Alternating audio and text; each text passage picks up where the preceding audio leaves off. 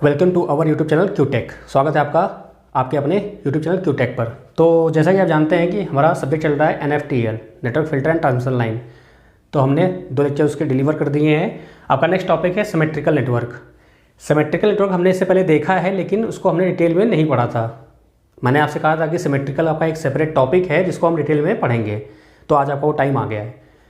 तो अगर देखें हम तो सिमेट्रिकल में आपके टोटल 12 पॉइंट्स हैं। आपको 12 टॉपिक पढ़ने होते हैं और ये 12 टॉपिक बहुत ज़्यादा बड़े नहीं, छोटे हैं। ठीक है, चलिए देखते हैं क्या पढ़ना है हमको उसमें। तो पहला आपका पॉइंट है कैरेक्टरिस्टिक इम्पीडेंस और दूसरा आपका है प्रोपागेशन कांस्टेंट। ये दोनों पॉइंट हम देखते आ रहे हैं। जब भी हम सिमेट्रिकल की बात करते हैं तो ये दोनों पॉइंट हमेशा बात करते हैं। क्यों? आपने डेफिनेशन पढ़ी है कि सिमेट्रिकल वो प्रॉपर्टी होती है जिसमें आपके नेटवर्क का कैरेक्टरिस्टिक इम्पीडेंस और आपका प्रोपागेशन कांस्टेंट चेंज नहीं होता है, तो वो सिमेट्रिकल होता है। नहीं तो वो नेटवर्क क्या होगा आपका असिमेट्रिकल होगा। तो characteristic impedance propagation constant change नहीं होता है सिमेट्रिकल नेटवर्क में। तो मैंने आपसे कहा था कि कैरेक्टरिस्टिक इम्पीडेंस और प्रोपागेशन कांस्टेंट को हम डिटेल में पढ़ेंगे, तो अब वो टाइम आ गया है पढ़ने का। चलिए, अब प्रोपागेशन कांस्टेंट के अंदर ही ये दोनों पॉइंट आते हैं। ठीक है, ये दोनों पॉइंट इसके अंदर ही आते हैं क्योंकि गामा इक्वल टू होता है alpha plus j beta. Gamma equal to क्या होता है? Alpha plus j beta. जब हम प्रोपागेशन कांस्टेंट पढ़ेंगे तो अल्फा क्या होता है? Attenuation constant. बीटा क्या होता है? Phase constant. तो इसकी हम बात करेंगे डिटेल में। ठीक है, आगे आते हैं। तो आपका नेक्स्ट टॉपिक है क्या? Insertion loss.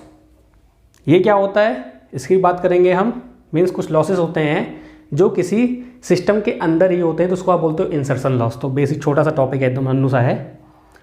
अब बात आती है Z0, ZOC, ZSC of T section. तो Z0 characteristic impedance, characteristic impedance आप बोल सकते हैं। ZOC open circuit impedance, ZSC short circuit impedance of T section. यानी T सेक्शन का कैलकुलेशन करना है आपको कि Z0 क्या होता है, ZOC क्या होता है, ZSC क्या होता है। अब इन तीनों में रिलेशन क्या होता है टी सेक्शन के लिए? Propagation constant of T section. यानी कि ये 3 पॉइंट्स अगर आप देखो तो वही आपको अल्टीमेटली करना क्या है, इन्हीं दोनों पॉइंट्स पे आपको फोकस रहना है क्योंकि यही प्रॉपर्टीज़ की मेन प्रॉपर्टीज़ हैं। तो आप अब हर एक नेटवर्क के लिए इसको कैलकुलेट करेंगे। तो यहाँ पर टी और पाई, मैंने आपसे पहले बोला था टी और पाई ये दोनों ही आपके बेस हैं, मेन यही हैं। इसको ही आप मॉडिफाई करते हैं तो आपको एल लैडर सब मिलता है। तो टी का आपने कैलकुलेट कर लिया। फिर ऐसे ही आपने गामा यानी प्रोपागेशन कांस्टेंट ZOC ZSC में आपने रिलेशन निकाला, वैसे आप पाई का निकालोगे। तो कुल मिला के अगर देखा जाए तो ये टॉपिक बहुत ज़्यादा टफ नहीं है, बहुत ज़्यादा हाई फाई नहीं है, बहुत बेसिक टॉपिक है। इसको हम अच्छे से कवर करेंगे। तो हम स्टार्ट करेंगे किससे? कैरेक्टरिस्टिक इम्पीडेंस हमने स्टार्ट किया। मान लो आपको मैंने ये बताया क्या होता है ये।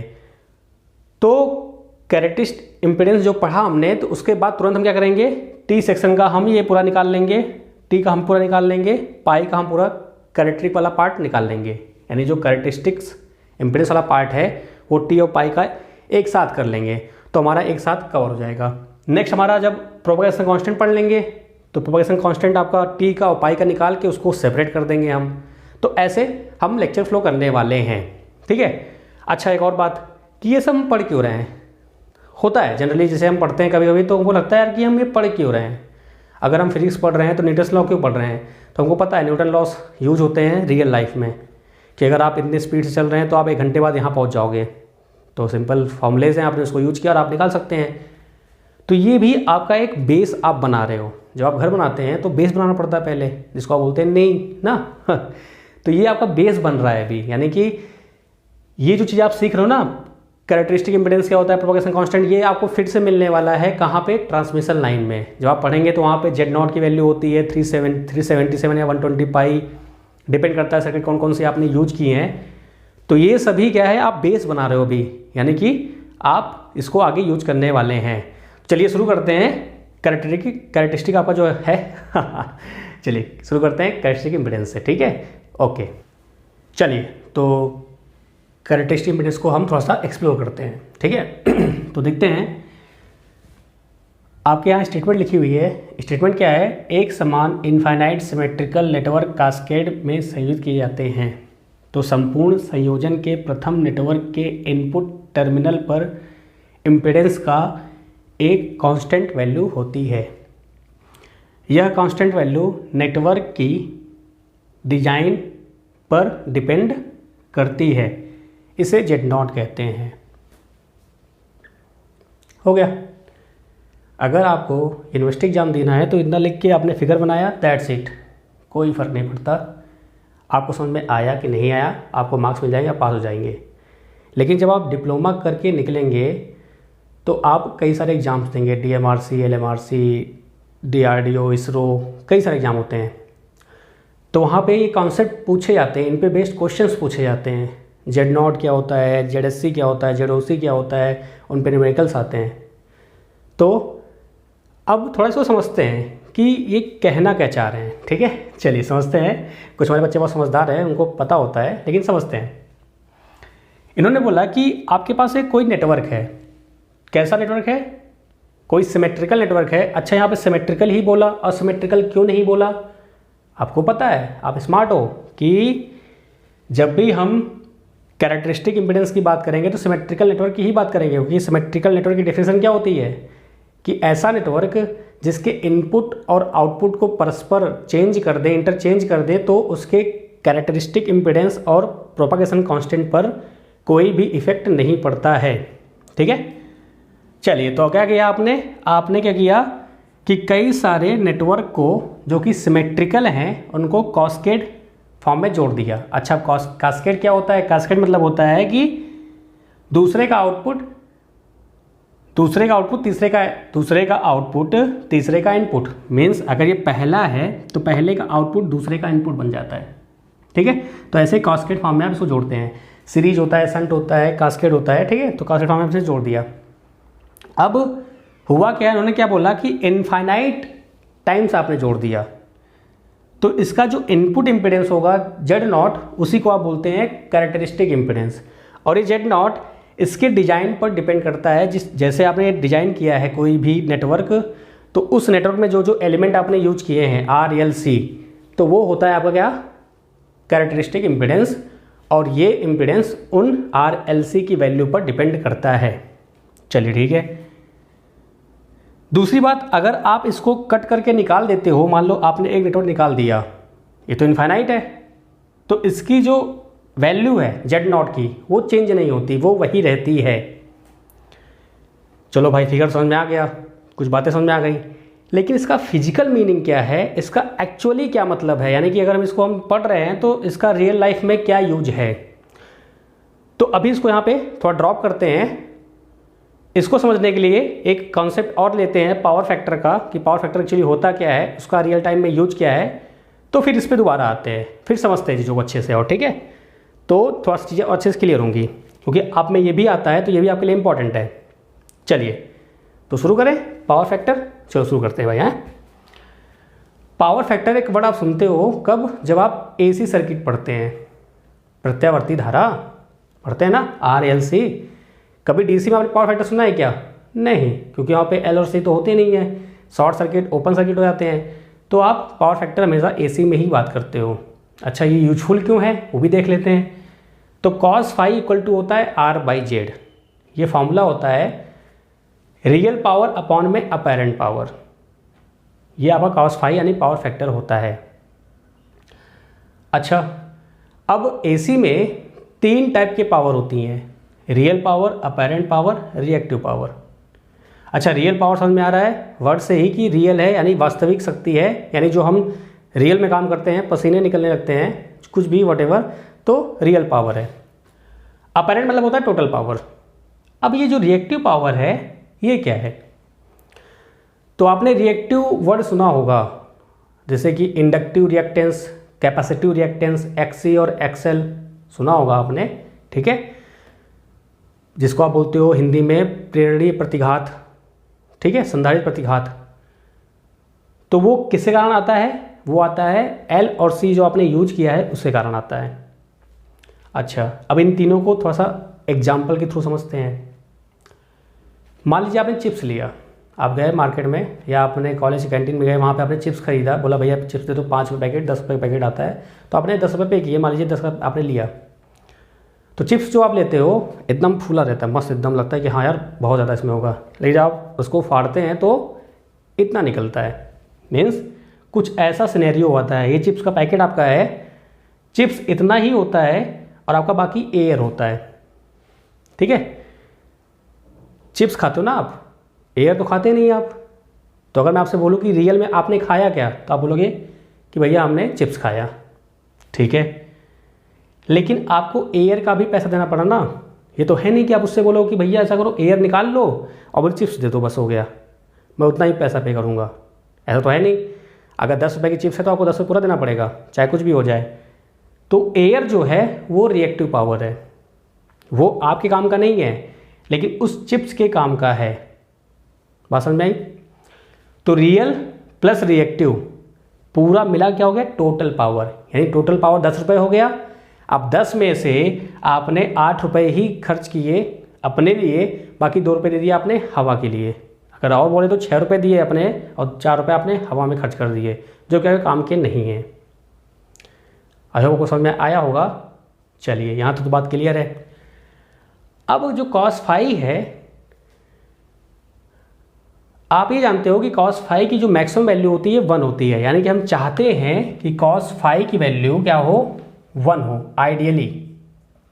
अच्छा 1 हो जाएगी तो क्या होगा इससे, अगर 1 हो गया, मान लो आपने यहाँ पे 1 रखा, तो क्या होगा, apparent power equal to real power. यानी कि अगर ऊपर नीचे सेम हो गया तो 1 आ जाएगा। यानी जितना आपने पैसा दिया 10 रुपये और आपको पूरे का चिप्स मिल गया, तो भाई आपके लिए फ़ायदेमंद है ना कि भाई 10 रुपये दिए आपने 10 पूरा मिल गया, आपने पूरा खा लिया मस्त एकदम मज़े से, कोई दिक्कत वाली बात नहीं है। तो ठीक ही था। लेकिन ये आइडियल कंडीशन है, रियल में ऐसा मिलता नहीं है आपको। आपको 0.9999 मिल जाएगा लेकिन आपको कभी 1 नहीं मिलता है। ठीक है, दूसरी बात, अगर ये 0 हो गया गलती से, अगर cos फाई 0 हो गया तो 0 कब होगा, कब होगा, एक कंडीशन में होगा बस, जब आपका रियल पावर 0 हो जाएगा। अगर आपने अपेरेंट पावर 0 कर दी तो ये इनफाइनाइट हो जाएगा। ठीक है, तो बस एक ही कंडीशन है क्या, कि रियल पावर 0 कर दिया आपने। तो ये वही बात हुई कि आपने 10 रुपये दिए लेकिन उस पैकेट में चिप्स नहीं, सिर्फ हवा है। ठीक है, बात समझ में आई? तो ये आपका कॉन्सेप्ट है। तो यहाँ पे आपने क्या सीखा, आपने ये सीखा कि अगर हम कोई सर्किट यूज कर रहे हैं या हम कोई पावर यूज कर रहे हैं, क्योंकि भाई हमारे घरों में एसी सप्लाई आती है, हर जगह एसी की बात होती है, कहीं डीसी बात नहीं होती, डीसी बात होती है बैटरी वगैरह जो ऑपरेटेड होते हैं, तो वहाँ हम बात करते हैं। बाकी हम एसी ही यूज करते हैं मोस्टली। ठीक है, तो वहाँ हम ट्राई करते हैं कि हमारा जो पावर फैक्टर है वो 1 के करीब हो, यानी कि हम ज़्यादा से ज़्यादा रियल पावर को एब्जॉर्ब करें, लेकिन ऐसा पॉसिबल नहीं होता है। ये आइडियल केस है। आई होप आपको ये बात समझ में आई होगी, तो थोड़ा आपको अच्छा लगा होगा। चलिए बात करते हैं अब इसी को लेके इससे। जैसे यहाँ पे cos फाई इक्वल टू 1 आना चाहिए, वैसे ही यहाँ Z0 एक वैल्यू है। मीन्स कैसी वैल्यू है वो देख लेते हैं। ये सब एक्चुअली है क्या, ये जो आप फिगर देख रहे हो ये है क्या, मुद्दा इस बात का है। ये एक्चुअली है ये कि मान लो एक पावर स्टेशन यहाँ पे है, ये आपका पावर स्टेशन मान लो है, और आपका ये घर है, बहुत प्यारा सा घर है जहाँ पे आप रह रहे हैं क्वारंटाइन रह के, जैसे कि हम रह रहे हैं, आप रह रहे हैं, लॉकडाउन का मज़ा ले रहे हैं। ठीक है, अब यहाँ से वायर जाएगा तो भाई बहुत लंबा प्रोसेस होता है। ये मेन पावर प्लांट से सब स्टेशन आएगा, फिर वहाँ से वो फिर घर में जाता, मतलब कि फिर पावर सब स्टेशन होते हैं, फिर घर पे पहुँचता है फाइनली। तो ये जो वायर आपने यूज किया है और जो कनेक्शन आप यूज करते हो, ऐसा तो है नहीं कि डायरेक्ट पावर स्टेशन से आया और धम से आपके घर में घुस गया तो आपका घर भी धम से बोल जाएगा। ठीक है, तो ऐसा पॉसिबल तो है नहीं। ये कई सारे पावर स्टेशन से घुस के तो आपके आता है घर पे। तो ये जो कनेक्शंस होते हैं ना, टी नेटवर्क, पाई नेटवर्क, ये सब आप तभी यूज करते हैं कनेक्शन के लिए कि कहाँ पे आपको कैसा चाहिए आउटपुट। ठीक है, अब ये जो लाइन आपने खींची है, ये ड्रॉ की है ट्रांसमिशन लाइन, मतलब आप ट्रांसमिशन कर रहे हैं, ट्रांसमिट कर रहे हैं इलेक्ट्रिकल को एक जगह से दूसरी जगह पर। ठीक है, तो आपने वायर से बनाया होगा, वायर से बनाया होगा ना। अगर वायर से बनाया तो उसमें आपका रेजिस्टेंस भी होगा। तो मैंने आपको बताया था एक लेक्चर में कि अगर ये मान लो ट्रांसमिशन लाइन है तो ये वायर है, तो आपका आर आ गया, चलो भाई आर आ गया। अब ये इन दोनों के बीच में क्या है, गैप है, तो आपका ये कैपेसिटर बन गया, क्योंकि ये भी चालक तार है, ये भी चालक तार है, और दोनों बीच में गैप है, और ये पैरेलल प्लेट टाइप काम कर रही है, समांतर प्लेट जैसे होती है। तो कैपेसिटर हो गया तो आपका सी भी हो गया, और आपका करंट फ्लो हो रहा है तो आपका एल भी आ गया, तो आर एल से तीनों आ गया। इट मीन्स मान लो मैंने कोई एक ट्रांसमिशन लाइन डिजाइन किया, ठीक है, और मैंने एक वायर लिया और काम किया उस पर, तो मैंने क्या सोचा कि उसकी मैं Z0 वैल्यू निकाल लूँ। ये Z0 हर जगह अलग अलग होता है लेकिन कांस्टेंट होता है मोस्टली, ठीक है, जहाँ भी होगा कांस्टेंट होगा। अब ये Z0 RLC की वैल्यू पे डिपेंड करेगा। आप जानते ही हो कि जो R होता है आपका रेजिस्टेंस, वो रो L बाई A होता है, यानी कि ये जितने भी हैं R हो, C हो, L हो, ये तीनों के तीनों सिर्फ और सिर्फ किसी मटेरियल की प्रॉपर्टी हैं, ना ये V पे डिपेंड करते हैं ना I पे डिपेंड करते हैं। तो याद रखिए, क्वेश्चन आता है कॉम्पिटिटिव एग्जाम में कि R किस पर डिपेंड करता है, तो ओनली फॉर मटेरियल प्रॉपर्टी है, ये V और I पे डिपेंड नहीं करता है, ठीक है। चलिए, तो हम कहाँ थे, हमने ट्रांसमिशन लाइन डिजाइन किया और हमने उसकी Z0 वैल्यू निकालने की कोशिश की। Z क्यों निकाला, क्योंकि RLC तीनों ही हैं। चलो भाई, ने Z निकाल लिया। अगर हम Z इसका निकालने में सक्सेसफुल होते हैं तो आपने एक वर्ड सुना होगा, maximum power transfer theorem. Maximum power transfer theorem क्या होती है, आप वहाँ ये देखते हैं कि जब आपका लोड रेजिस्टेंस सोर्स रेजिस्टेंस के बराबर होता है, यानी कि जो आपका मान लो ये आपका पावर स्टेशन ये क्या है, आपका सोर्स है, सोर्स मतलब स्रोत है, यानी यहाँ से आप लाइट बना रहे हो, और आपका जो घर है ये क्या है, ये लोड है, यानी यहाँ पे आप लाइट दे रहे हो। अगर इसका इम्पीडेंस और इसका इम्पीडेंस मैच कर गया तो आपकी मैक्सिमम पावर ट्रांसफ़र होती है, मीन्स आप मैक्सिमम पावर यूटिलाइज कर सकते हैं। इसलिए आपका ये Z0 इम्पॉर्टेंट है। फिर समझिए, आपने जो वायर बिछाया है, जो आपने वायर घर के लिए अपने यूज किया है, तो इस वायर का इम्पीडेंस आपके घर की वायरिंग की इम्पीडेंस अगर मैच कर गया तो आपका मैक्सिमम पावर मिलेगा। ये इसका मेन कंसेप्ट होता है Z0 का। अब इसकी वैल्यूज चेंज होती रहती हैं, कभी 377, मोस्टली 377 ही होता है, 120 पाई आप पढ़ेंगे ट्रांसमिशन लाइन में। तो ये डिपेंड करता है कि ये आपका स्ट्रक्चर कैसा है।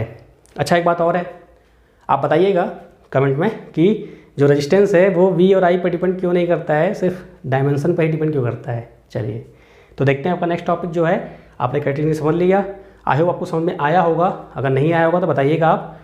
अब कैरेक्टरिस्टिक इम्पीडेंस से जो भी टॉपिक रिलेटेड है, आपके T का कैरेक्टरिस्टिक इम्पीडेंस निकालना है, फिर आपका ZSC ZOC, फिर पाई का निकालेंगे, मतलब कैरेक्टरिस्टिक वाला पार्ट पहले पूरा कर लेंगे, फिर उसके बाद प्रोपगेशन कांस्टेंट जो आपके सिमेट्रिकल का दूसरा प्रॉपर्टी है, ठीक है। चलिए, तो मिलते हैं, फिर मिलते क्या है, मतलब अभी आप देखते हैं कैरेक्टरिस्टिक इम्पीडेंस। ओके, चलिए तो बात करते हैं T सेक्शन की। तो T सेक्शन हम देखते आ रहे हैं, मतलब ये जब से हमने दौर शुरू किया है लेक्चर का, अपने 2 पार्ट का T सेक्शन आपको मिल ही जा रहा है। तो T और पाई ये मिलता रहेगा, डोंट वरी। तो यहाँ पर हमारा टारगेट क्या है, हमको निकालना है क्या, T सेक्शन का characteristic impedance ZSC, short circuit impedance ZOC, open circuit impedance.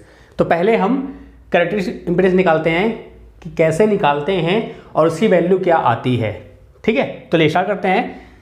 तो आपके सामने एक T शेप का नेटवर्क दिख रहा है, ओके, Z1/2 Z1/2, और ये आपका Z2 है, यानी कि सिमेट्रिकल है। आपको पता ही है सिमेट्रिकल क्या होता है, मैंने आपको बताया है पहले लेक्चर में, ठीक है। तो हम क्या करेंगे, यहाँ पर हम Z0 एक क्या लेंगे, इम्पीडेंस लेंगे, लोड पर हमने कनेक्ट कर दिया। आपको कैरेक्टरिस्टिक इम्पीडेंस पता है कि अगर हम कोई इनफाइनाइट इम्पीडेंस सर्किट लेते हैं तो सबका जो कैरेक्टरिस्टिक इम्पीडेंस होता है वो चेंज नहीं होता है, कैरेक्टरिस्टिक इम्पीडेंस वो चेंज नहीं होता है। तो हमारा टारगेट क्या है अब, कि इस सर्किट का हमको Zin, जिसको आप Z0 बोल रहे हैं, ये निकालना है। हमारा अल्टीमेट गोल क्या है कि इसका कैरेक्टरिस्टिक इम्पीडेंस निकालना है। चलिए देखते हैं। अब सर्किट में अगर आप देखो तो Z1/2 है, ये याद रखिएगा, ये नहीं कि आप सोचो कि Z1/2, ऐसा नहीं, Z1/2 है, ठीक है। Z1/2 और Z0 क्या है, सीरीज में है। सीरीज में कैसे हैं, मोस्टली सबको पता ही होगा, लेकिन देखते हैं। करंट आपकी आएगी, ये करंट गई, आपकी ये करंट गई, ठीक है। तो करंट आपकी जाएगी आगे, तो करंट सेम करंट यहाँ पर और सेम करंट यहाँ पर फ्लो होगी, तो ऑब्वियस बात है क्या होगा, ये आपका सीरीज में होगा, क्योंकि आपको पता है सीरीज में करंट क्या होती है, सेम होती है। तो Z1/2 और Z0 आपका किस में है, Z1/2 and Z0 are in series, यानी कि ये दोनों किस में है, श्रेणी क्रम में है। किस में है, श्रेणी क्रम में है। और आपको ये पता है कि जब दो इम्पीडेंस या दो रेजिस्टेंस श्रेणी क्रम में होते हैं तो Z1/2 और Z0 सीधे ऐड हो जाएंगे। मीन्स अगर R1 और R2 श्रेणी क्रम में है तो R1 प्लस R2 हो जाता है। तो Z1/2 प्लस Z0 आपका आ गया इन दोनों को मिलाकर इम्पिडेंस। अब इस सर्किट को मैंने फिर से रीड्रॉ किया, मीन्स अब ये दोनों मैंने जोड़ दिए, तो यहाँ पे क्या हुआ, एक इम्पिडेंस आपको और मिला जिसकी वैल्यू क्या है Z1/2 प्लस Z0। अब दोबारा हमने देखा कि भाई इस सर्किट में कौन पैरेलल में है, कौन सा सीरीज में है। तो देखा हमने Z2 और Z1/2 प्लस Z0 ये किस में है, पैरेलल में है, यानी कि समानांतर में है, समांतर बोल सकते हैं आप, ठीक है। तो again Z2 and Z1/2 plus Z0 are in parallel, यानी कि ये दोनों किसमें हैं, समांतर में हैं। तो समांतर में आपको पता है अगर दो प्रतिरोध या दो रेजिस्टेंस या दो इम्पिडेंस आपके समांतर में हैं तो क्या होता है, R1 इंटू R2 अपॉन में R1 plus R2, Z1 into Z2 upon में Z1 प्लस Z2। तो वही हमने किया, Z1 ये आपका एक इम्पिडेंस हो गया, आपका ये दूसरा इम्पिडेंस हो गया ओवरऑल। तो Z1 इंटू Z2 अपॉन में Z1 प्लस Z2। सिंपल सा मैथमेटिकल कैलकुलेशन है और कुछ नहीं है। फिर आगे हम बढ़ेंगे तो क्या किया हमने, इन दोनों को हमने ज्वाइन कर दिया। तो ऑब्वियस सी बात है क्या होगा, फिर से हम सर्किट ड्रॉ करेंगे। जब सर्किट ड्रॉ करेंगे तो क्या मिलेगा हमको, फाइनली ये फिगर मिलेगा। तो यहाँ से हम देख रहे हैं कि Z1/2 और आपका ये दोनों किस में है, सीरीज में है। किस में है, सीरीज में, क्योंकि सिंपल आप सर्किट के आपकी करंट जाएगा यहाँ से और पूरा करंट ये फ्लो होके आ जाएगा, ठीक है। अब ये सीरीज में है तो क्या करेंगे आप, इसको जब आप फाइनली निकालेंगे तो Zin equal to Z0 equal to क्या होगा, Z1/2 प्लस में, क्योंकि सीरीज में है तो Z1 प्लस Z2 होगा, सीधे सीधे ऐड कर देते हैं Z1/2 प्लस दिस वन।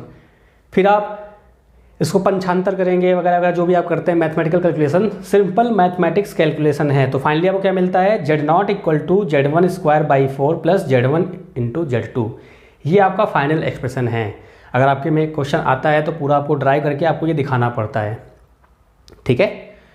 अब होता क्या है कि चलो मान लो पेपर में थोड़ा टाइम कम मिला, आपने डेरिवेशन सब किया और यहाँ पे आप थोड़ा सा मतलब कि गड़बड़ा गए इन द सेंस आपको जल्दबाजी करने में कहीं आपने गलती कर दी और आपको ये एक्सप्रेशन नहीं मिल रहा है फाइनली।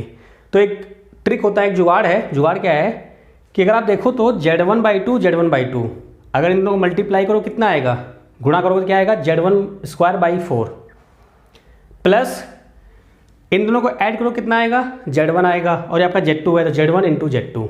ये जुगाड़ है, ठीक है।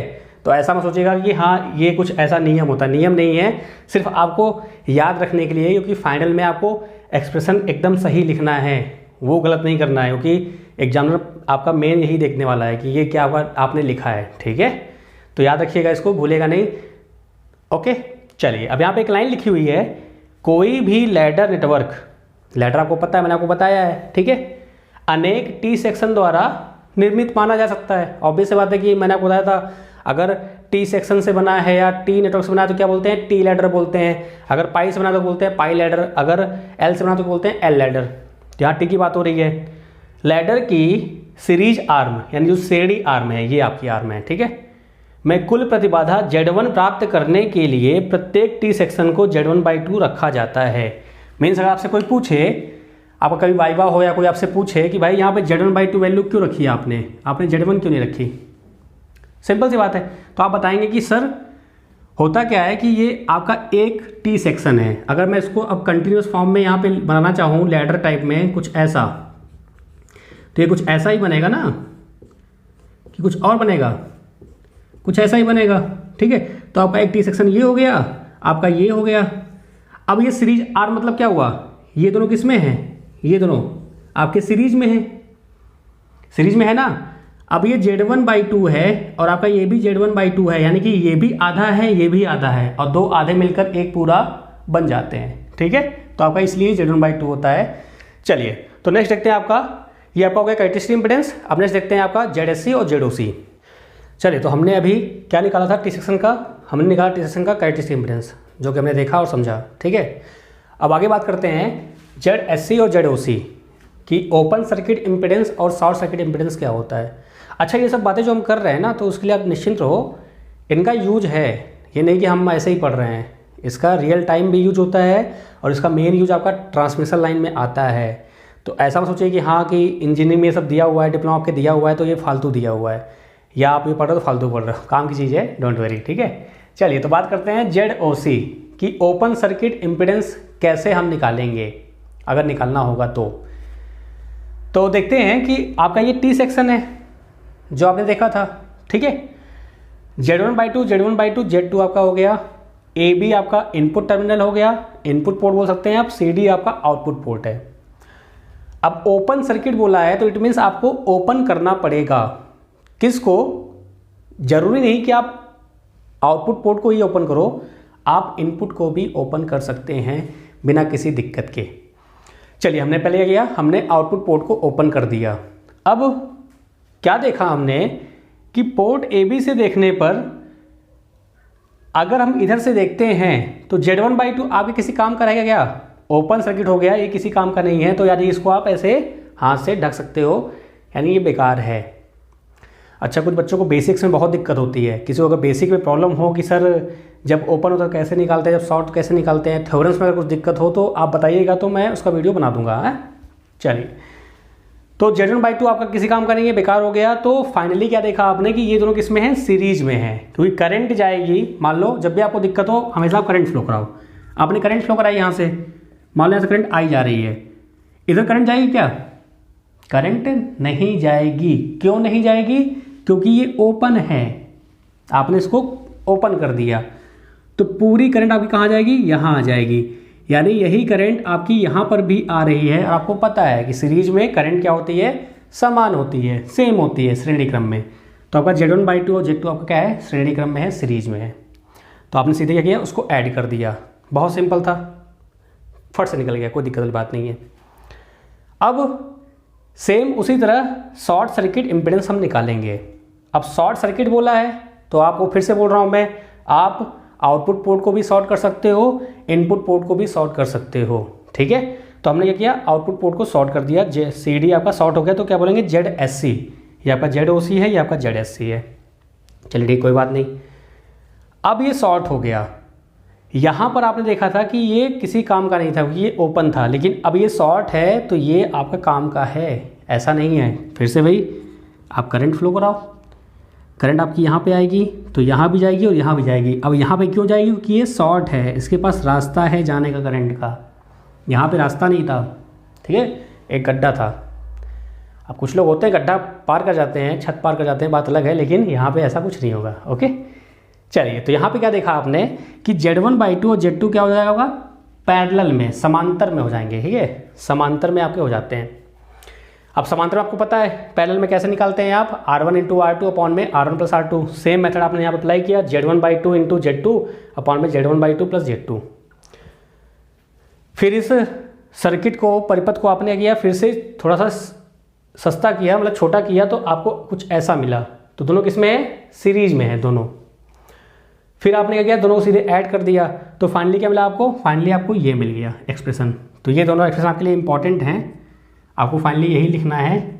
तो आप बाय हार्ट कर लो या कैसे भी कर लो, या इसको आप मैथमेटिकली इसको आप सॉल्व कर सकते हैं। देखिए, डेरिवेशन समझाने का मतलब ये होता है कि जनरली होता क्या है, हमको समझ में आता नहीं है और हम इसको रट मारते हैं। कितना रटोगे यार? बहुत कुछ रटने को है, ठीक है, काफ़ी कुछ रटने को होता है। तो इसलिए जितना हो सके आप समझ लीजिए, अगर नहीं आ रहा तो रट लीजिए, कोई दिक्कत बात नहीं है। तो ये तो आपको समझ में आ गया कैसे आपको निकालना है। पेपर में अगर आ गया तो अगर आप भूल गए तो भी आप इसको डिराइव कर सकते हैं।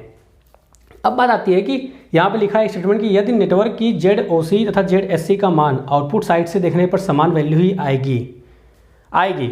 इसको आप खुद से ट्राई करना। जब आप आउटपुट्स, मैंने क्या बोलता आपको, अगर आपको ओपन सर्किट निकालना है तो अब आप इधर ओपन कर दो, इधर से आप देखो, सिमेट्रिकल है, सेम आएगी 100%। अगर सेम नहीं आएगा तो ये सिमेट्रिकल सर्किट नहीं है, सिमेट्रिकल नेटवर्क नहीं है।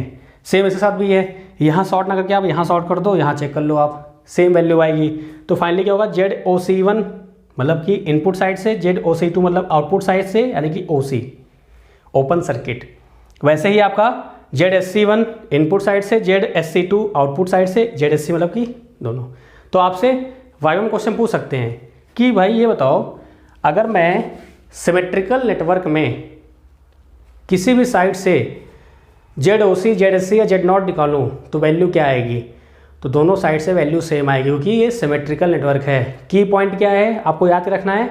Symmetrical network. और आपको एक बात बता दूं कि जब भी ये आप पढ़ेंगे तो कॉम्पिटिटिव एग्जाम में कौन सा टॉपिक इंपॉर्टेंट है मैं आपको वही बताता जाऊंगा, डोंट वरी, ठीक है। चलिए फिर नेक्स्ट टॉपिक आपका हम देखते हैं कि आपका ZSC, ZOC और Z0 कैरेक्टरिस्टिक में संबंध क्या होता है। ठीक है,